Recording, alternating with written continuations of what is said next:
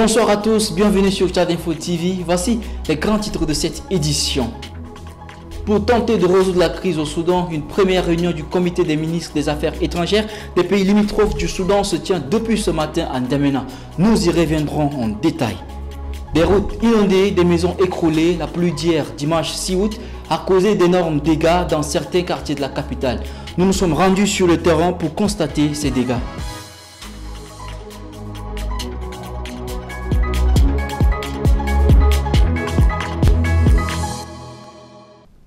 Les ministres des Affaires étrangères des pays limitrophes du Soudan tiennent ce lundi la première réunion du comité des ministres des Affaires étrangères dans la capitale tchadienne. Ces assises pourront permettre de trouver des stratégies pour résoudre la crise soudanaise. Bekoutou Junior nous en dit plus.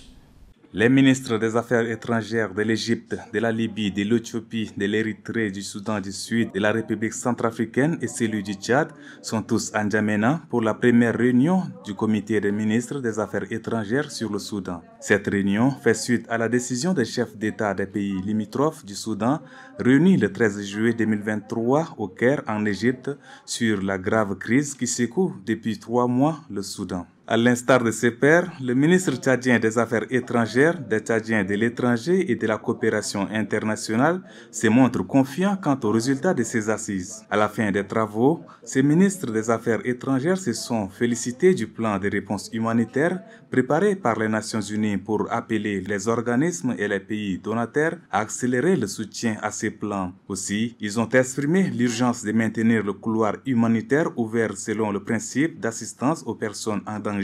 Le comité des ministres des Affaires étrangères a également élaboré un plan d'action qui sera soumis pour adoption aux chefs d'État et de gouvernement en complément avec des mécanismes existants de l'Union africaine. Ces ministres ont convenu de se retrouver à New York en marge de la tenue prochaine de l'Assemblée des Nations Unies en septembre pour continuer leurs discussions. Effectivement, Junior, un communiqué final vient de sanctionner ce sommet qui a regroupé les ministres des Affaires étrangères des pays limitrophes du Soudan. Suivez l'extrait. Le comité des ministres des Affaires étrangères a élaboré un plan d'action qui sera soumis pour adoption aux chefs d'État et de gouvernement, en complément avec les mécanismes existants de l'Union africaine et de l'IGAD. Ce plan d'action se décline en 3 parties, à savoir l'obtention d'un cessez-le-feu définitif, l'organisation d'un dialogue inclusif intersoudanais et la gestion des questions humanitaires. À ce niveau, toujours dans la crise soudanaise, l'on se demande en quoi cette réunion peut résoudre cette crise. L'analyse de Dr Remaj Oynati, politologue. L'enlisement de la situation au Soudan aujourd'hui depuis plus de 3 mois avec toutes les conséquences que nous connaissons pour le Soudan, même en termes de nombre de morts, d'instabilité, mais aussi de déplacements internes, mais aussi de déplacements dans l'ensemble des pays voisins. Cette initiative supplémentaire est très importante. Et toutes les autres initiatives, nous l'avons vu jusqu'ici, n'ont pas permis en fait de parvenir à une solution qui apaise les tensions au Soudan et travailler à un retour à la paix. Donc cette initiative, à mon sens, n'est pas simplement une initiative de plus, mais c'est une initiative importante, d'autant plus que mise en œuvre ou bien décidée par des pays qui sont directement concernés par cette crise, à savoir l'Égypte, le Tchad, la Libye, la RCA, dans une certaine mesure aussi l'Éthiopie, qui n'est pas représentée au Tchad en ce moment. Mais cette initiative est donc capitale pour essayer justement de renouer le dialogue entre les belligérants. La grosse pluie enregistrée dans la soirée de ce dimanche 6 août à N'Djamena a causé d'énormes dégâts matériels dans certains quartiers. L'équipe de Tchad Info TV a sillonné quelques quartiers pour voir de plus près ces dégâts. Suivez ces reportages que vous proposent Rassam Mordim Leila et Yves Dangourbé. Des voies inondées, des rues impraticables, des maisons écroulées, les dégâts causés par la pluie qui s'est abattue dans la nuit du 6 au 7 août à N'Djamena. Sur cette voie, les usagers impuissants devant les eaux qui ruissellent et chacun se débrouille comme il peut. J'interpelle le président de transition et le maire de la ville de N'Djamena à voir ce qui se passe maintenant dans nos quartiers. Au lieu de prendre les précautions nécessaires pour curer des caniveaux et arranger certains canaux en amont, ils attendent la saison de pluie avant de le faire. C'est nul ce qu'ils font. À Farcha, Dans le premier arrondissement, le dégât est encore énorme. Dans cette maison, l'eau a envahi tout le lieu. Des affaires étalées à même le sol, des enfants qui trémoussent ça et là. Ces deux femmes crient à l'aide. La pluie d'hier nuit a causé beaucoup de dégâts. Nos 5 maisons sont tombées. Nous sommes exposés. Je demande aux personnes de bonne volonté de nous venir en aide. Car j'ai 5 enfants orphelins, sans nourriture, ni toit sur nous. C'est difficile. La pluie d'hier nous a pris au dépourvu. Tout le monde était déjà endormi dans la maison. Nos 3 maisons sont tombées. N'eût été la grâce de Dieu, je serais déjà morte. Car l'une des maisons s'est écroulée sur moi. Nous demandons aux plus hautes autorités de songer à nous. Tout comme Farsha, certains quartiers de la ville de N'Djamena sont sous l'eau. L'année dernière, les inondations ont causé des milliers de sinistrés et des déplacés internes. Un scénario qui se dessine. Les travaux de la revue semestrielle des opérateurs du programme d'appui aux organisations des populations, couplés à la rencontre préparatoire du plaidoyer sur les questions de financement de l'éducation des populations pastorales, ont débuté ce matin à Bakara. Ces travaux organisés par l'ONG ADRB et qui se tiendront pendant 3 jours ont vu la présence de Zara Sakawa et Boyom Krios. Depuis septembre 2020, 4 ONG nationales mettent en œuvre, avec l'appui technique et financier de la Direction de développement et de la coopération, le programme d'appui aux organisations et populations pastorales des zones transfrontalières d'Afrique de l'Ouest et le Tchad. Il s'agit des ONG nationales Antal et Pinal du Burkina Faso, ADRB du Tchad, CDD du Togo et Potalmen du Bénin. Les travaux de N'Djamena visent à apprécier les niveaux de progression de la mise en œuvre des activités inscrites au plan de travail et du budget annuel de 4 opérateurs. La DDC nous appuie dans les plaidoyers parce qu'on sait très bien que les ministères des Finances, qui sont nos partenaires techniques, ne sont pas souvent disponibles, n'ont pas souvent les moyens pour pouvoir nous accompagner. Et c'est pourquoi donc, je voudrais vous demander de faire les plaidoyers auprès du ministère des Finances que vous rencontrez et vous leur dites, mesdames, messieurs des Finances, les nomades, les pastoraux, il faut les aider, il faut les appuyer. Le ministère de la formation professionnelle en a besoin, l'éducation nationale en a besoin, la communauté en a besoin. Le chef du bureau de la coopération suisse au Tchad, Romain Dabelay, a souligné l'importance de la revue semestrielle, mais aussi les enjeux économiques pour les pays concernés, notamment le Tchad.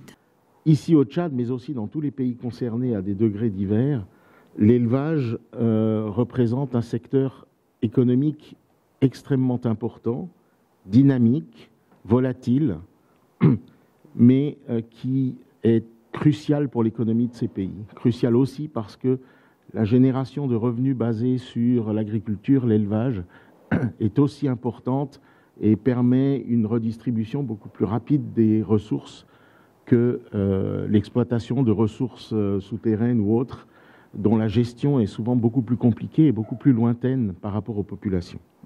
Créé en 1994, l'ONG ADRB était d'abord un projet de développement avec 4 projets d'élevage, l'éducation et la formation rurale. 5 ans plus tard, les différents volets sont fusionnés en un seul programme pour asseoir des actions du développement. L'actualité en bref de ce lundi est dressée par Alatarum Ghislaine et s'articule autour de 4 points. Le déroulé. Les premières lignes de cette actualité en bref sont consacrées au colloque international qui se tient en ce moment à N'Djamena. Le consortium École normale d'administration ENA, centre d'études et de recherche sur la gouvernance, les industries extractives et le développement durable CERGED, et Centre de recherche en anthropologie et sciences humaines, CRASH, organise du 7 au 9 août à N'Djamena un colloque international. Il est placé sous le thème Tchad, enjeux et défis de la gouvernance sécuritaire interne et externe. L'organisation de ce colloque international vise à permettre l'observatoire de la violence, de la prévention de la criminalité et de la déontologie policière, organisme étatique mis en œuvre par le consortium ENA-CERGED-CRASH, d'atteindre l'un des objectifs relatifs à l'amélioration de la qualité des relations entre les forces de défense et de sécurité et les citoyens. Poursuivons avec le parti Tchad Uni qui, dans un communiqué de presse, dit prendre connaissance avec stupéfaction et désolation la publication par les autorités de transition des ordonnances relatives aux réunions publiques et manifestations sur la voie publique, appelant les autorités à revoir leurs décisions. Le parti Tchad Uni estime que ces documents constituent des actes graves mettant en cause les acquis démocratiques et des moyens de restriction des libertés publiques des citoyens.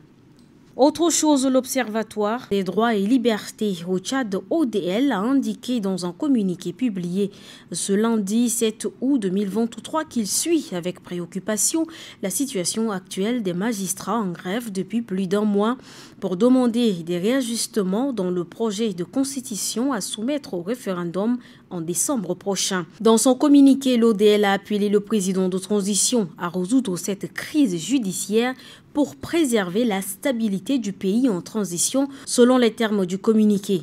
L'Observatoire a aussi déploré la publication la semaine dernière d'ordonnances restrictives des libertés fondamentales, je cite, qui soulèvent des inquiétudes quant à la radicalisation de la transition au Tchad. Fin de citation.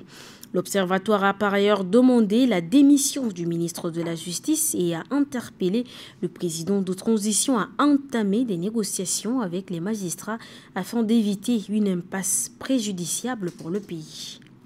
Terminons avec le bilan de la délégation tchadienne au 9e Jeux de la francophonie RDC 2023 avec 8 médailles glanées, dont une médaille en or, 3 en argent et 4 en bronze dans 3 différentes disciplines, à savoir judo, lutte africaine et handisport.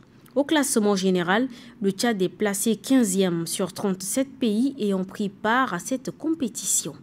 Le ministre de l'administration du territoire, Liman Mahamat, se trouve depuis 3 jours dans le sud du pays. L'objectif de cette tournée dans la zone méridionale est d'évaluer la mission de la révision du fichier électoral.